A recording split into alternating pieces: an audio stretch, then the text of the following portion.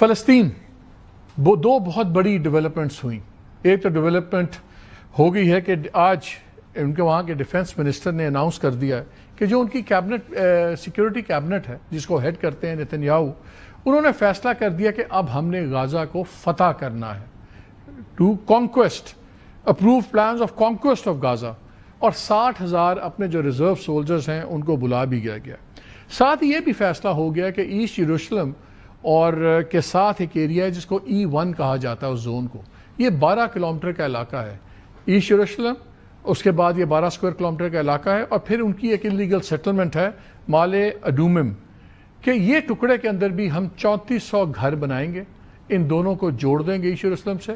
اور اس کا نتیجہ یہ ہوگا کہ جب یہ ہو جائے گا تو پھر جو آکیوپائڈ ویسٹ بینک ہے یہ بالکل ٹکڑوں میں ہو جائے گا، چھوٹے چھوٹے ٹکڑوں میں بن جائے گا. ایک یونائٹڈ جو بات ہوتی تھی کہ جی ایک فلسطینی ریاست ہونی چاہیے اسرائیل کے ساتھ، اور 2 نیشن کے بہت سے ملکوں نے اناؤنس کیا، وہ آسٹریلیا نے، باقیوں نے، کہ ہم سپٹمبر میں اس کو ریکگنائز کر لیں گے، وہ پریکٹیکلی ختم ہو جائے گا. یہ تو ایک چیز ہوئی ہے. پھر دوسرا، مارکو روبیو نے اپنے سوشل میڈیا پہ اناؤنس کیا کہ ہم نے انٹرنیشنل کرمنل کورٹ کے 2 ججز اور 2 پروسیکیوٹرز ان کو سینکشن کر دیا.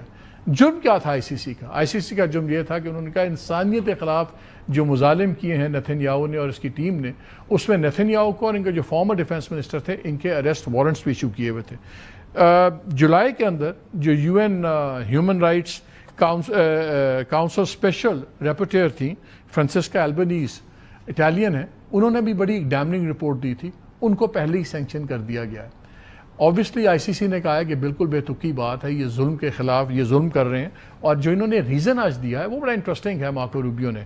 انہوں نے کہا کہ یہ ICC جو ہے انٹرنیشنل کرمنل کورٹ، یہ national security threat and instrument of lawfare against US and Israel, کہ یہ ہمارے سٹیزنز کے خلاف ظلم و جبر کر رہا ہے. اسرائیل وہاں پہ کیا کر رہا ہے؟ ہزاروں لوگ قتل کر دیے گئے ہیں، بھیڑ بکریوں کی طرح مارے گئے ہیں، بھوکے بچوں کو مار دیا گیا ہے، لوگ جو ایڈ لینے جاتے تھے ان پہ گولیاں چلائی گئیں. انہوں نے پوری دنیا میں ثابت کر دیا کہ یہ انسان نہیں ہے، یہ کوئی سب ہیومنز ہیں، اس لیے نہیں. یورپ پھنسا ہوا ہے یوکرین کے ساتھ، اور مجھے یاد ہے جب یوکرین وار ہوئی اور اس کی سپورٹ کی بات ہوئی تو one of the European leader said کہ ہمیں تو ان کی مدد کرنا لازم ہے، تو ہماری طرح کے ہیں، ان کے بلانڈ بال ہیں، نیلی آنکھیں. انفارچونیٹلی فلسطینیوں کے نہ بال بلانڈ ہیں نہ ان کی آنکھیں نیلی ہیں. اور جو ان کے ساتھ یورپینز تو کھڑے ہوئے ان کے ساتھ یوکرینین ساتھ، ہمارے فلسطینیوں کے ساتھ تو عربی بھی کھڑے نہیں ہوئے.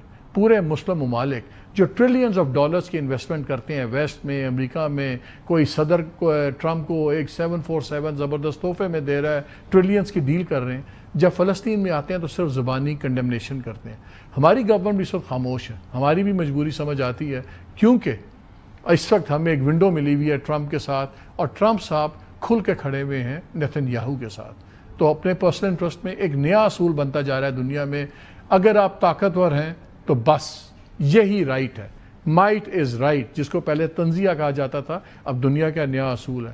سوال 2 ہیں، کیا فلسطینی ریاست کا قیام اب ایک خواب جو تھا اب ختم ہو گیا ہے؟ اور اگر یہ چیزیں ہوتی ہیں، اور لگتا ہے یہ ہو جائیں گی، روکنے والا کوئی نہیں ہے. اتنی جو قیامت صغریٰ ہے اس وقت فلسطین میں، اس کے بعد بھی اگر کسی کا دل نہیں پسیجا اور سوائے کنڈمنیشن کے کچھ نہیں ہے تو آگے کیا ہوگا؟